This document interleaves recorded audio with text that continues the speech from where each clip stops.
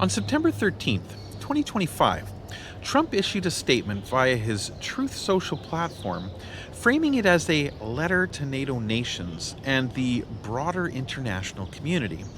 Because everyone follows his failing social media platform, right? In his statement, he urged NATO countries to impose substantial tariffs on China as a strategy to exert pressure on Russia and bring an end to the war in Ukraine. Now, most intelligent people have been left scratching their heads over this one. So let's talk about it.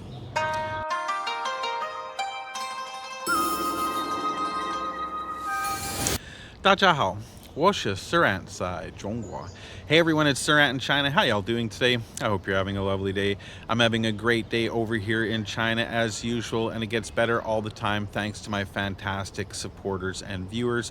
And if you want to be one of those fantastic supporters, you could join as a channel member.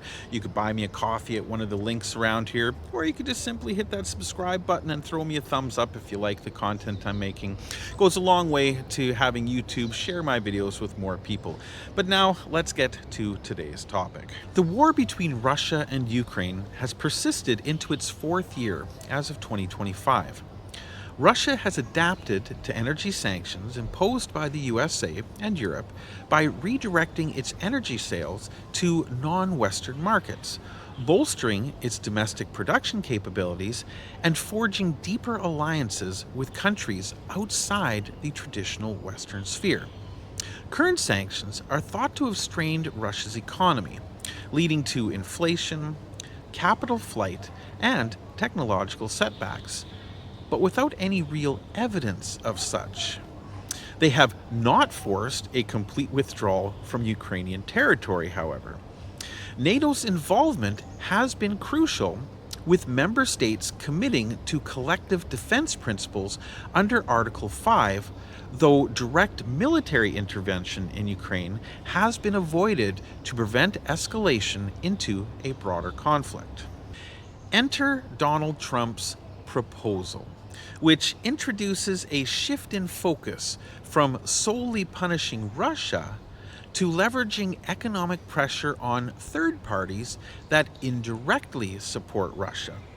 In his Truth Social post, Trump explicitly stated that he is prepared to implement major sanctions on Russia, but only under specific conditions. Quote, "I'm ready to do major sanctions on Russia when all NATO nations have agreed and started to do the same thing, and when all NATO nations stop buying oil from Russia." In essence saying, you first, I will be right behind you. He is annoyed by what he perceives as inconsistencies in NATO's approach, noting that some member countries continue to purchase Russian oil, like Turkey, a NATO member, and one of the top importers of Russian oil alongside non-NATO nations like China and India. The larger part of his proposal, however, targets China directly. Trump called for NATO countries acting collectively to impose tariffs ranging from 50 to 100% on Chinese goods. These tariffs, he specified, would be temporary and fully withdrawn after the war with Russia and Ukraine is ended. So consumers in those NATO countries would ultimately end up paying the price of Trump's tariff demands. His reasoning ties into China's perceived influence over Russia. China has strong control and even grip over Russia, and these powerful tariffs will break that grip. In essence, Trump is guessing that by economically squeezing China, NATO can indirectly compel Beijing to withdraw its support for Russia, thereby isolating Moscow and hastening the war's conclusion. But why focus on China in this equation? China has officially maintained a stance of neutrality, positioning itself as a potential mediator. President Xi Jinping has hosted Russian leader Vladimir Putin and Ukrainian officials, advocating for peace talks based on principles like territorial integrity and mutual security concerns. However, unconfirmed reports indicate that China's actions have provided substantial, albeit indirect, support to Russia's war effort. Economically, bilateral trade between China and Russia has surged to record levels, exceeding 240 billion in 2024 according to official figures. China has become Russia's primary trading partner, filling voids left by Western withdrawals in sectors like consumer goods, machinery, and finance. The key element, of course, is energy. With Western bans on Russian oil imports, such as the EU's embargo on seaborne crude in 2022, Russia redirected its exports eastward.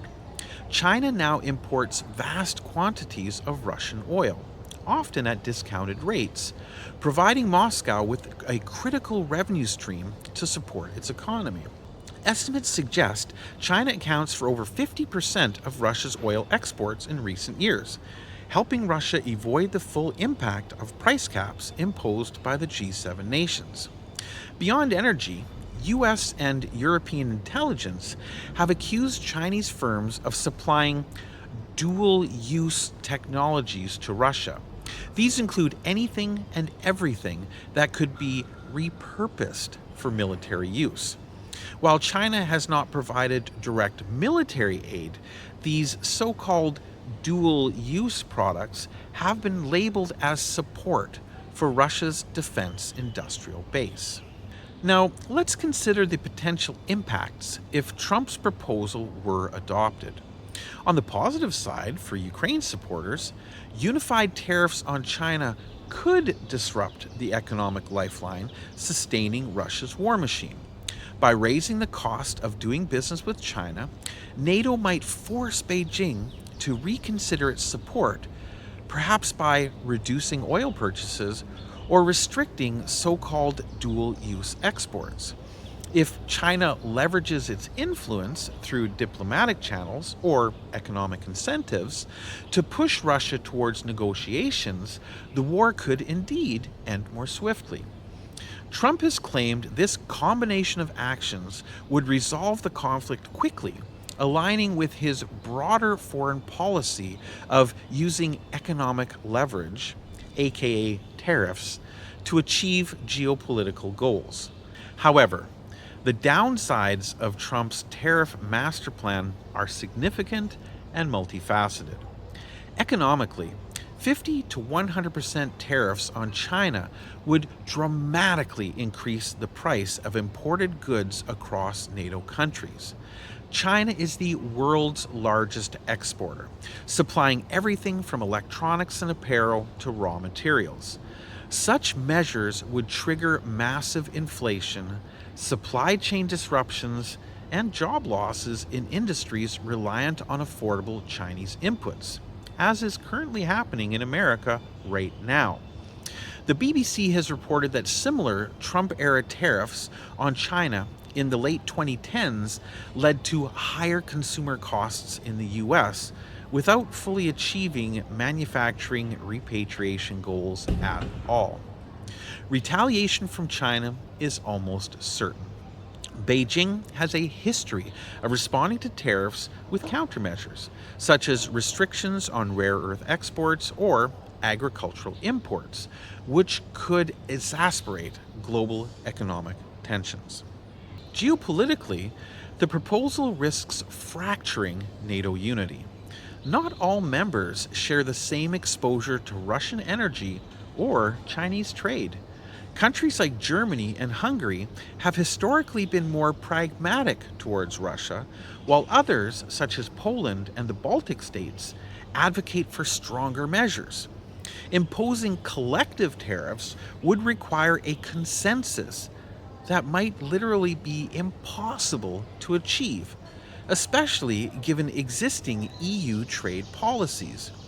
Moreover, alienating China could complicate efforts to address other global challenges where Beijing's cooperation is vital. Criticisms of Trump's idea have been swift and pointed. China has obviously rejected the call for tariffs, with Foreign Minister Wang Yi stating that Beijing does not plan wars and urging all parties to prioritize dialogue over coercion. In official responses, China warned against unilateral actions that violate international trade norms and emphasized adherence to UN principles for peaceful resolution. Critics in the West, including economists and foreign policy experts, argue that the proposal oversimplifies complex dynamics. A broader trade war with China could harm NATO economies more than Russia, potentially weakening support for Ukraine in the long run.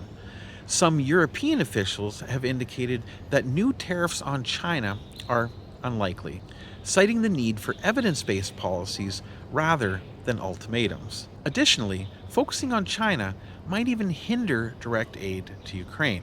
In a nutshell, Donald Trump's call for NATO to impose ludicrous 50 to 100% tariffs on China, coupled with conditional sanctions on Russia tied to halting oil purchases, represents a ridiculous attempt to reshape the dynamics of the Ukraine war through Trumpian tariff tactics, which are currently hurting his own economy and country. By targeting China's enabling role through its economic and diplomatic support of Russia, this approach seeks to isolate Moscow and force an end to the conflict. While Trump's flawed logic draws on ties between Beijing and Moscow, the proposal's actual success hinges on unprecedented NATO coordination and carries substantial risks of economic fallout and international backlash.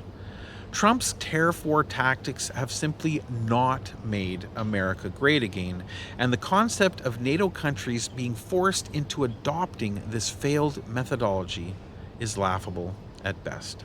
And that's all I've got to rant about today. Thank you as always for joining me, and we will see you in the next video. Zai Jen.